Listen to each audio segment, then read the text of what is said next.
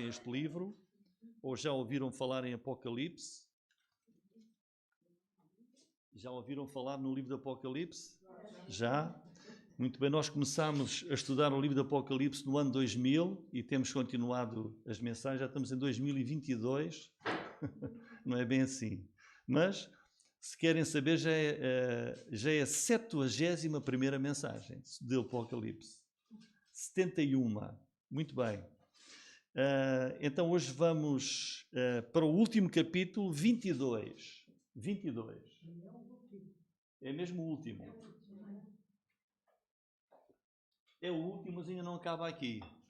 Não é? Porque começámos agora o capítulo 22 e são 21 versículos. Muito bem, mas este ano acabamos.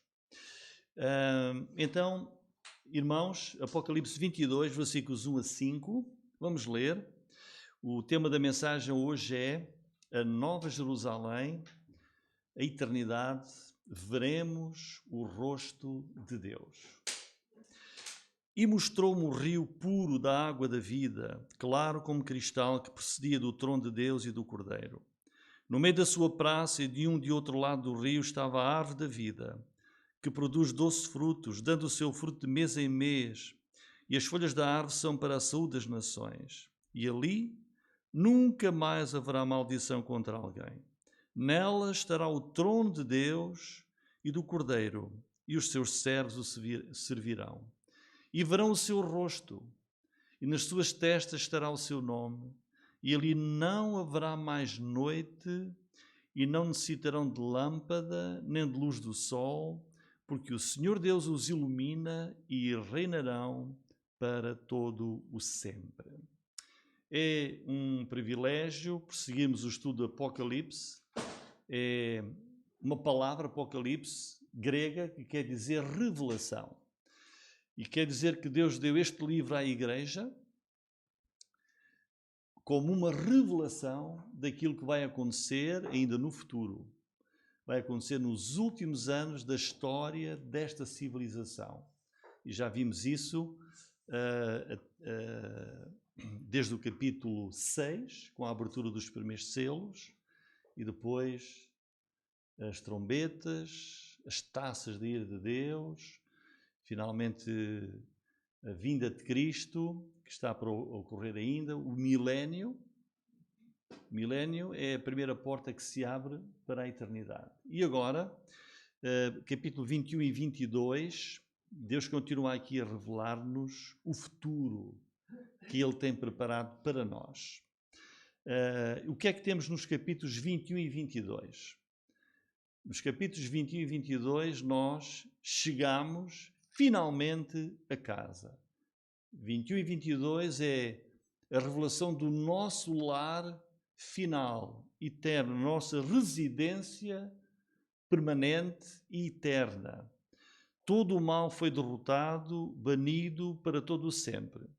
Versículos 1 a 6 do capítulo 21, vimos o que Deus diz que vai criar um novo céu, diz lá, novo céu e uma nova terra.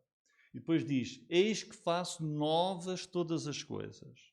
E Deus começa ali a dar a João, capítulo 21, o início da revelação do que vai ser a maravilhosa eternidade que Ele tem preparada para os que creram nele. Para os que o amaram, para os salvos pela obra de Cristo na cruz do Calvário. Mas não é apenas um novo céu que Deus tem para nós. Não é apenas uma nova terra. Também diz ali, fala, uma nova cidade. Então vemos aqui, capítulo 21 e 22, a repetição desta palavra, novo. A eternidade vai ser tudo novo. Deus vai fazer tudo novo para o seu povo. E essa nova cidade chama-se a Nova Jerusalém. E Deus depois passa a descrever, a partir do versículo 9, até aqui ao capítulo 22, versículo 5, passa a descrever essa cidade, onde Ele, Deus, vai viver e habitar conosco, com os salvos. O arquiteto dessa cidade é Deus. João diz que viu a Nova Jerusalém descer do céu, porque ela foi construída no céu e ela desce para a terra. O arquiteto, o engenheiro civil, o artífice, o construtor, o pedreiro, não é? Foi o próprio Deus que fez essa cidade no céu, e João vê a Nova Jerusalém descer do céu para a terra. Nas mensagens anteriores, versículos 9 até 27 do capítulo 21, então vimos a descrição em pormenor da cidade onde nós passaremos a eternidade com o nosso Deus. E alguém pode pensar que tanto detalhe, tanto pormenor da Nova Jerusalém pode ser um bocado aborrecido.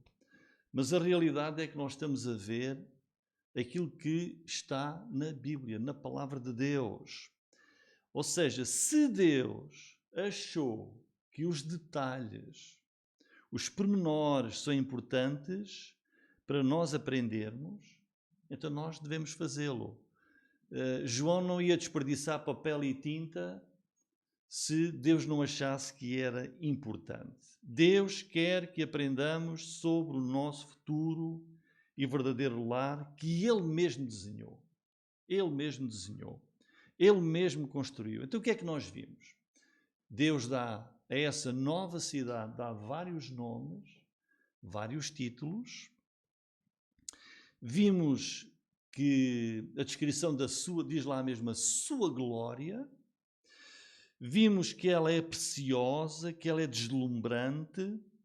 Vimos a sua construção, os materiais dessa cidade e aquilo que a compõe. Vimos o seu muro, fala das suas portas, dos seus alicerces ou os seus fundamentos. E em seguida Deus também apresenta outra coisa. Ele fala das medidas reais da cidade. E essas medidas são verdadeiras, são literais.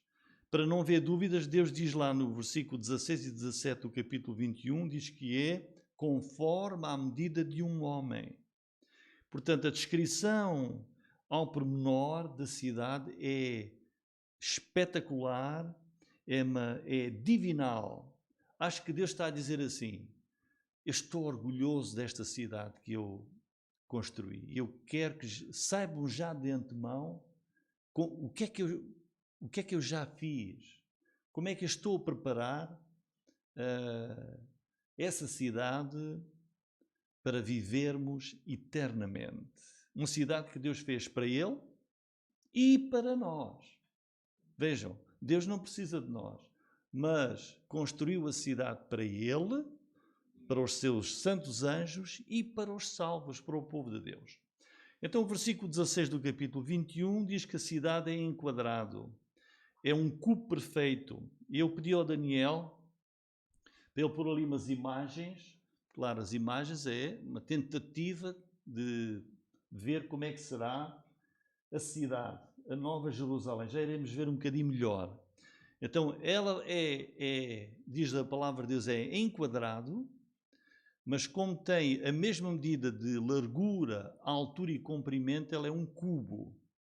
Vejam a sua glória, como diz ali. As dimensões são 2.220 km de altura, 2.220 km de largura e de comprimento. É um cubo perfeito.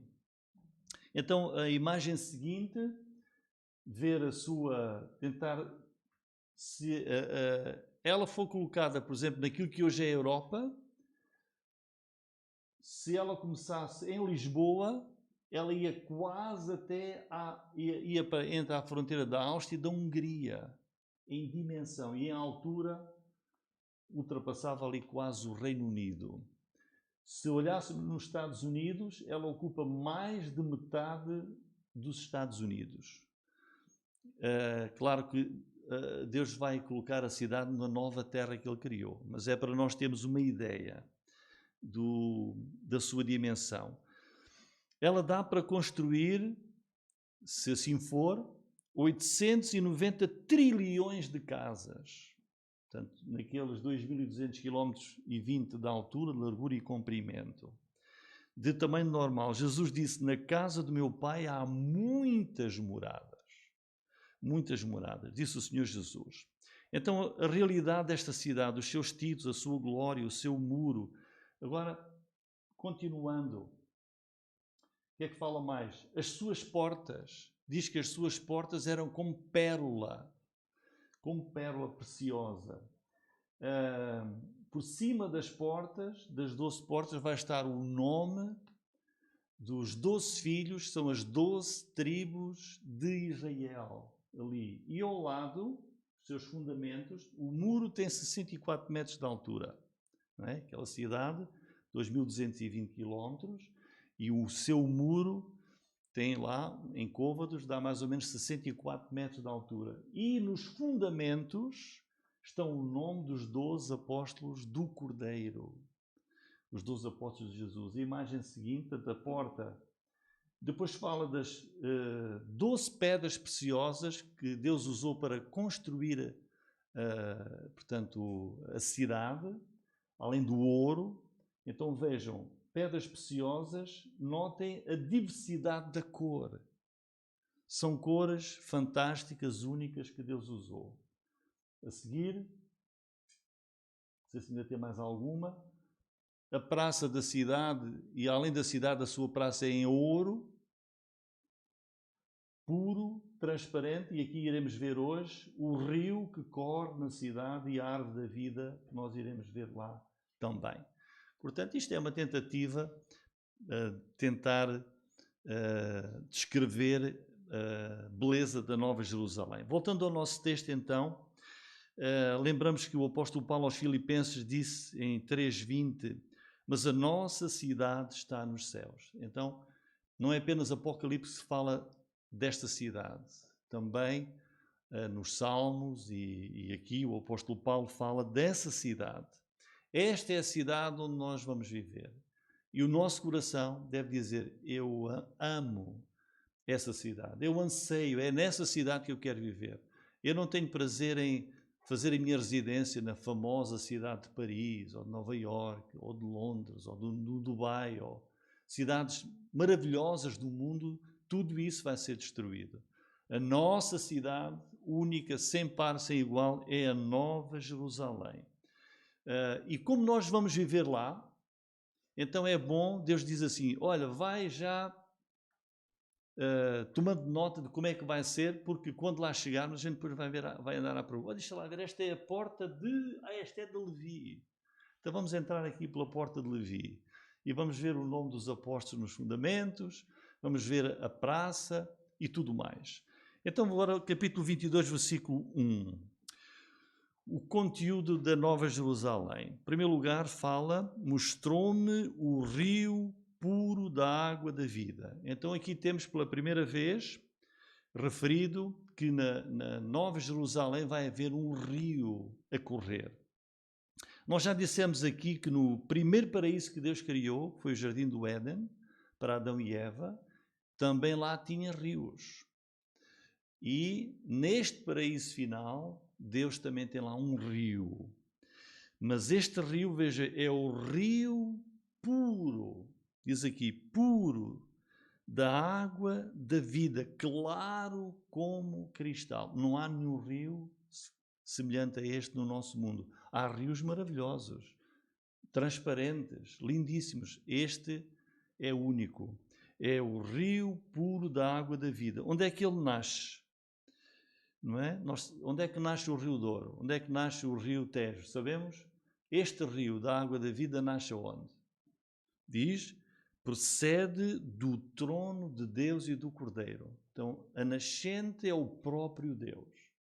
Ou seja, é o rio com a água da vida, quer dizer que é uma lição de que todo o mal, toda a morte já foram abolidos. Ali na Nova Jerusalém, na eternidade, o que domina é a vida. A vida.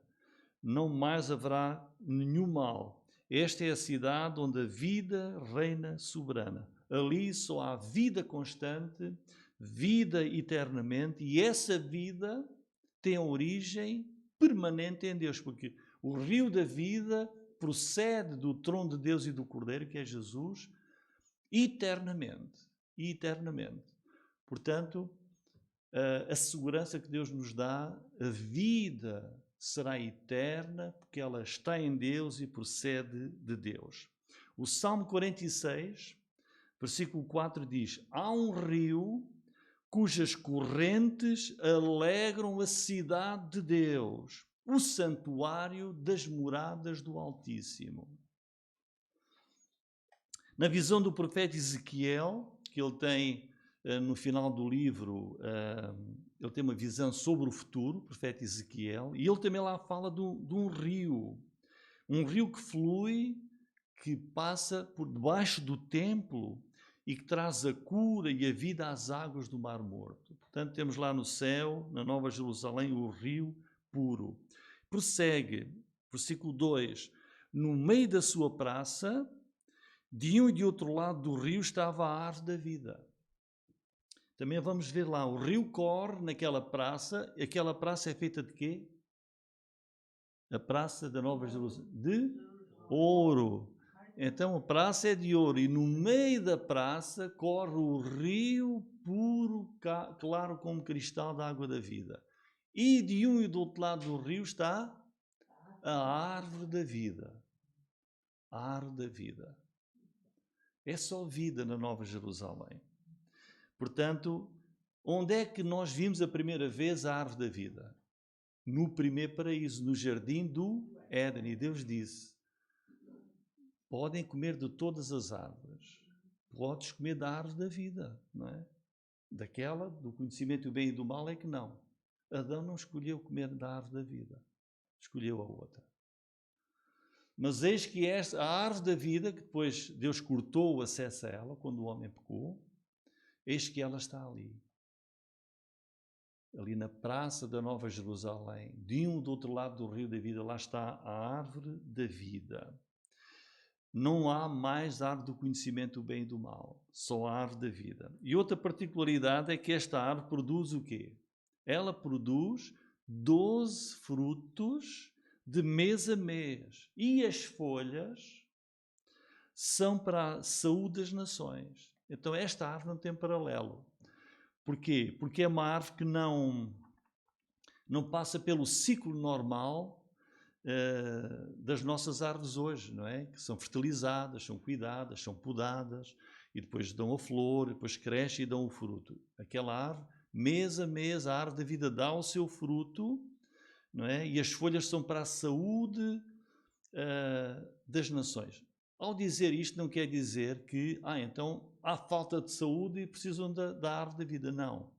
Não está a dizer isso. Não há necessidade de cura, nem de remédio. Expressa o quê? Expressa o triunfo total e absoluto da vida sobre a morte e sobre o mal. Não vai haver lá nenhum mal, nenhuma doença. É a eternidade com o nosso Deus. Há quem se questione se vai haver comida no céu. Será que vai haver comida no céu? Bom, porquê? Aqui está a dizer que a árvore da vida produz 12 frutos. Não é? 12 frutos. Vai haver comida no céu? Bom, que tipo de corpo é que os crentes, os salvos, vão ter na eternidade? É um corpo semelhante ao de Jesus. É um corpo que, ressurreto, Deus vai ressuscitar-nos e vamos ter um corpo glorioso semelhante ao de Jesus. Quando Jesus ressuscitou, ele comeu? Comeu. Vamos comer no céu? Não sabemos, não é? Não sabemos. Mas é possível comer no céu, não é? É possível. Não precisava. Não é que nós precisemos, não há mais lá fome, não é? Agora, é apenas uma observação. Esperemos para ver e saber, mas vai haver lá a árvore da vida a dar os seus frutos. Outra questão interessante. Vai haver tempo no novo céu e na nova terra? Nós sabemos, diz a palavra de Deus, versículo 5, diz, reinarão para todo o sempre. Nós vamos estar na eternidade, mas aqui lemos que esta árvore da vida produz fruto de mês a mês. Ou seja, é aqui uma referência a tempo, mês a mês, uma referência a tempo. Lemos, por exemplo, uma referência ao inferno, diz que os que vão para o inferno vão ser atormentados de dia e de noite para todo o sempre. Tempo. No milénio vai haver tempo, porque são 1000 anos. Quem criou o tempo não foi o homem, quem criou o tempo foi Deus. Nós, então, vamos viver com Deus eternamente, vai haver serviço a Deus, vai haver atividade. Se vai haver tempo parecido ou semelhante a este que nós conhecemos, não sabemos. É apenas uma observação. E temos aqui mais uma vez a referência a nações. Vejam aqui o versículo 2, que produz 12 frutos, dando o seu fruto mês em mês, e as folhas são para a saúde das nações, povos. A doutrina das nações é muito importante na Bíblia, é bíblica. Nós aprendemos sobre a sua origem, Gênesis capítulo 11, temos ali a origem das nações. Vemos por toda a Bíblia como Deus age com as nações e por meio das nações. Vejam agora, temos uma nação, Ucrânia, a ser atacada por outra nação, e como os líderes das nações, uns são mais adequados para tratar do assunto do que outros. Portanto, no milénio, com o Rei Jesus, há nações. Deus não é contra as nações, Deus quer a sua existência, e na eternidade, vejam Apocalipse 21, versículo 24, diz assim: e as nações dos salvos andarão à sua luz. Portanto, as nações dos salvos vão estar na Nova Jerusalém. Os reis da terra trarão para ela a sua glória e honra. As suas portas não se fecharão de dia, porque ali não haverá noite. E a ela trarão a glória e honra das nações. Portanto, vai haver nações na eternidade dos salvos. Nações dos salvos. Não sabemos como é que vai ser, mas vai haver nações na eternidade. Versículo 3. Nenhuma maldição na Nova Jerusalém. E ali nunca mais haverá maldição contra alguém. Portanto, esta é uma realidade. Nenhuma maldição. É mais um grande contraste com a nossa vida aqui, em que aqui existe maldição, infelizmente. A maldição foi ali apagada para sempre. Quando é que começou a maldição?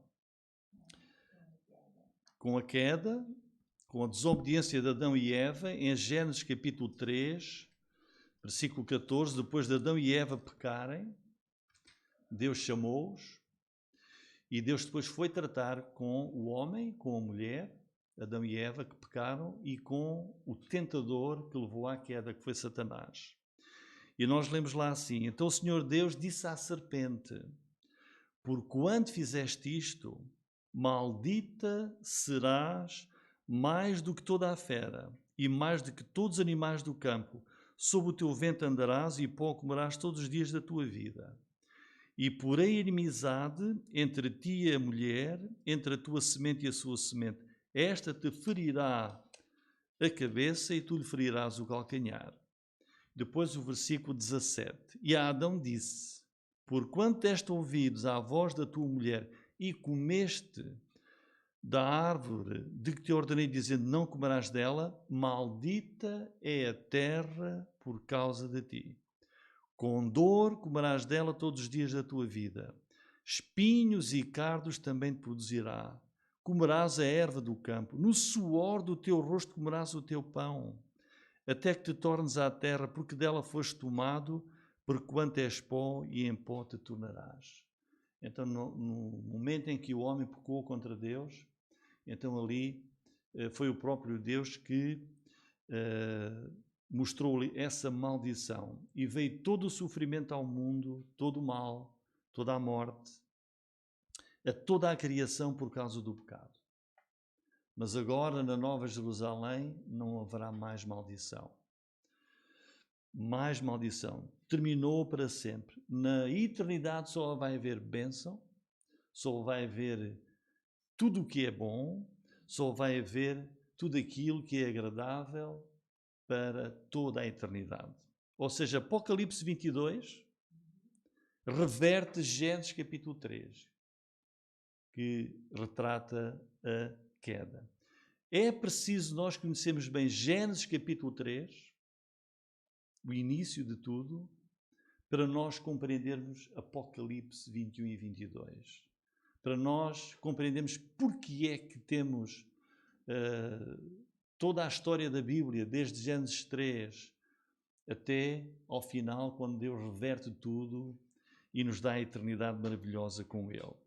Precisamos de conhecer Gênesis 3, o pecado, a queda, para percebermos a razão da vinda do Salvador Jesus e a bênção que é Apocalipse 21 e 22. Vamos viver num mundo novo, onde todo o mal foi apagado, não mais suor no rosto para ganhar o pão e para sobreviver. Finalmente vai ser tudo como Deus quis desde o início. Nenhuma maldição. Mas continua a revelação sobre a Nova Jerusalém e diz, versículo 3, nela estará o trono de Deus e do Cordeiro. O que mais é que há na Nova Jerusalém? Nela vai estar, é ali que vai estar o trono de Deus e do Cordeiro. Quem é o Cordeiro? Jesus Cristo. E os seus servos o servirão. Então, repetindo ali o capítulo 21, versículo 3, onde nós lemos, eis aqui, ouvi uma grande voz do céu que dizia, eis aqui o tabernáculo de Deus está com os homens. Com eles habitará, e eles serão o seu povo, o mesmo Deus estará com eles e será o seu Deus. Portanto, na Nova Jerusalém, a presença de Deus, o trono do próprio Deus e do Cordeiro. Portanto, teremos ali a presença direta de Deus na cidade, e isso vai ser a nossa alegria, a nossa confiança, o nosso conforto, a nossa segurança para toda a eternidade, porque vamos estar lá com Deus. Ele é o garante de tudo isto. O seu trono está ali. Se lembram, no capítulo 3, versículo 21, Jesus fala da existência de dois tronos diferentes. Eu vou ler. No início, antes deste tempo, Jesus diz assim, ao que vencer, lhe concederei que se assente comigo no meu trono, assim como eu me venci e me assentei com meu Pai no seu trono. Portanto, até aqui há um trono onde Jesus está e onde ele vai estar no milénio, e há o trono do Pai, onde diz Jesus se assentou à direita do Pai. Mas na eternidade é um único trono, o trono de Deus com o Cordeiro, na Nova Jerusalém. Trono único. Versículo 4, o que é que nós vamos ver lá mais? E verão o seu rosto. Acho que isto além da glória da cidade, de toda a sua beleza, acho que é o nosso maior anseio. A gente às vezes ouve dizer, será que vamos ver mesmo a Deus? Conseguimos ver a Deus? E aqui está claro, vão ver o seu rosto. Se nós conseguimos ver coisas tão lindas, tão maravilhosas, criadas por Deus, imaginemos o próprio Deus, o próprio Criador, o rosto dele. Chegamos lá, eu quero ver o rosto de Deus. Veremos o seu rosto. E mais do que isso, não apenas vamos ver a Deus, mas que mais é que nós vamos ter lá? Nas suas testas terão o seu nome. Nós vamos ter na nossa testa o nome do nosso Deus. Sinal de que és meu. Tens o meu nome escrito na tua testa. Pertences-me. Ele é Senhor total, Senhor completo, perfeito dos redimidos.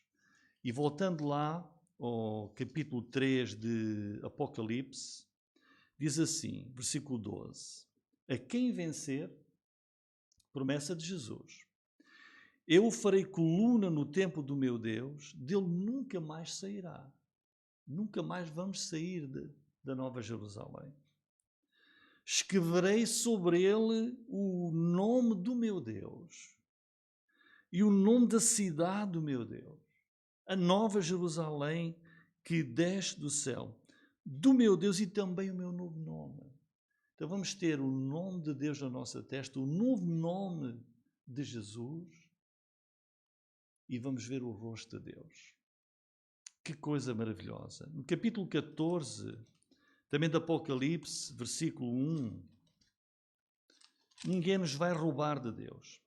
Capítulo 14, versículo 1, olhei, e eis que estava o Cordeiro sobre o monte Sião, e com ele 144.000, que em suas testas tinham escrito o nome do seu Pai.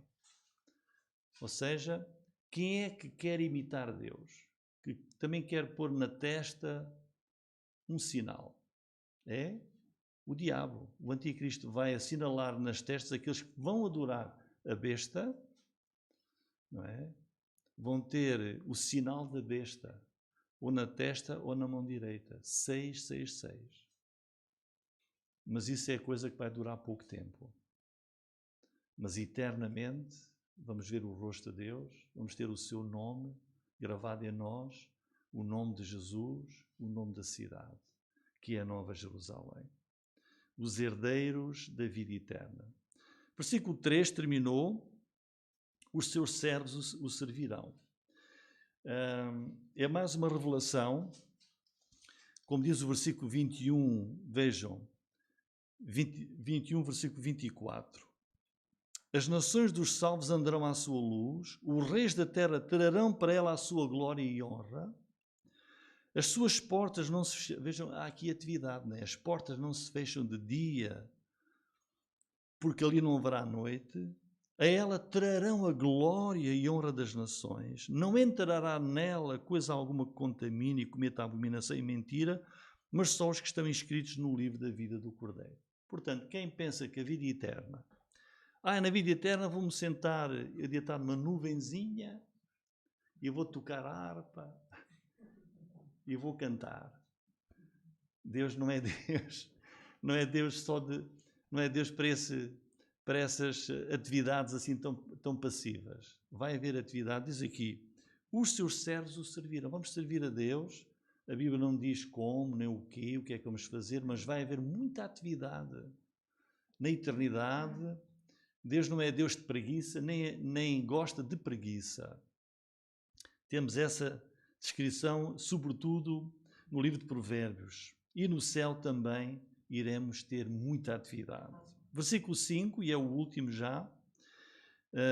Ali não haverá mais noite, e não necessitarão de lâmpada nem de luz do sol, porque o Senhor Deus os ilumina. Ora, quando a gente tem uma cidade, quando a gente vai fazer uma casa, pensa na iluminação, não é? Os candeeiros, a luz, fraca, forte. Deus também pensou. Deus também pensou na iluminação da cidade. Sempre. Portanto, Deus é a própria luz. Diz ali, não há mais noite, não há necessidade de lâmpada, nem de luz do sol. O Senhor Deus é quem ilumina a sua glória. A sua glória ilumina a nossa eternidade. O 1 Timóteo 6,16 diz que Deus habita na luz inacessível. Inacessível. Luz total da glória de Deus. E o último ponto aqui é reinaremos para todo o sempre, pelos séculos dos séculos. Vejam que antes diz os seus servos o servirão e agora diz que reinarão. Portanto, uma vez mais, a referência à eternidade. Vamos estar no reino de Deus, na cidade de Deus, a servir e a ver o rosto de Deus para sempre e eternamente. Uma cidade onde habita a justiça, novo céu, nova terra, reinando eternamente. Que glória maravilhosa, irmãos. E uma última referência para aquilo que não haverá não haverá na eternidade, que está aqui nos capítulos finais do Apocalipse. O que é que não vai haver na eternidade? Capítulo 20, versículo 10, não vai haver Satanás. Capítulo 21, versículo 1, não vai haver mar. Capítulo 21, versículo 4, não vai haver morte, pranto, clamor, dor, lágrima. Capítulo 21, versículo 23, não vai haver sol nem lua. Capítulo 21, versículo 22, templo. Capítulo 21, versículo 25, não vai haver noite nem portas fechadas. Aliás, a cidade é de ouro puro, transparente. Não existe. Não sabemos como é que é, mas é assim que diz. Não vai haver contaminação, abominação, mentira. Não vai haver mais maldição. Tudo banido. E vamos estar nesta nova e maravilhosa cidade. Irmãos, chegamos então aqui ao fim da revelação, ao pormenor da maravilhosa cidade que Deus preparou para a eternidade, onde Ele vai viver conosco. Como é que eu vou para esta cidade? Eu quero ir para esta cidade? Sim. Romanos 8:18 dá-nos um passaporte para irmos para esta cidade. Antes disso, só vou ler a perspectiva e porque é que nós devemos ansiar esta cidade, que está em Romanos 8:18, isto sim, que diz, porque para mim tenho por certo, olha, que as aflições deste tempo presente, pensemos nas aflições deste tempo presente, muitas, não são para comparar com a glória que em nós há de ser revelada. Nas aflições devemos olhar, há uma glória à minha espera. Queres herdar a eternidade nesta cidade? Arrepende-te, crê no Salvador Jesus, crê que Ele veio ao mundo pagar o preço e a culpa do teu pecado na cruz do Calvário. E faz como diz Romanos 10:9. Se com a tua boca confessares ao Senhor Jesus, confessares o nome de Jesus, e em teu coração creres que Deus o ressuscitou dos mortos, serás salvo. Não é por seres bom que vais para a eternidade. É pela tua fé em Jesus Cristo, o Salvador. Amém. Amém, irmãos? Então vamos concluir.